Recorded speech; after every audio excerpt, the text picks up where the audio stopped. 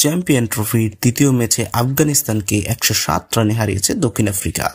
প্রোটিয়াদের ছুড়ে দেওয়া 316 রানের লক্ষ্যে তাড়া করতে নেমে 208 রানে থামে আফগানিস্তান। সেঞ্চুরি হাঁকিয়ে ম্যাচ সেরা হয়েছেন রিকল্টন। করাচিতে টস জিতে প্রথমে ব্যাটিংয়ের সিদ্ধান্ত নেন টেম্বামুয়া। 11 রান করে টনি ডি জার্সি বিদায় নিলে 130 রানের জুটি করেন রিকল্টন ও বামুমা। 76 বলে 58 রান করে বাবুমা বিদায় নেন, তবে তারপরের দুই ব্যাটার তুলে নেন হাফ সেঞ্চুরি। ভন্ডার ডোসেন 46 বলে 58 রান করেন। আইডেন ম্যাকরাম 36 বলে 52 রান করে অপরাজিত থাকেন। 36তম ওভারে বিদায় নেওয়ার আগে রিকল্টন তুলে নেন ওয়ানডে ক্যারিয়ারের প্রথম সেঞ্চুরি। শেষ পর্যন্ত নির্ধারিত 50 ওভারে 6 উইকেটে হারিয়ে 315 রান দাঁড় করায় প্রোটিয়ারা।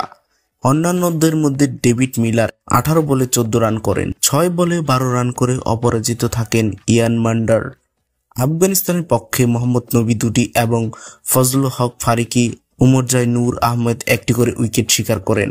জবাব দিতে নেমে দলীয় অর্ধশতকের আগেই আফগানিস্তান হারিয়ে ফেলে রহমতুল্লাহ গুরবাজ, ইব্রাহিম জাদ্দান ও সিদ্দিকুল্লাহ আতালকে। 4 নম্বরে নামা রহমত শাহ এ সময় দলের হাল ধরেন, তবে কেউই তাকে সেভাবে সঙ্গ দিতে পারেনি। সঙ্গের অভাবে রহমত একাই এক প্রান্ত থেকে আগলে রাখেন।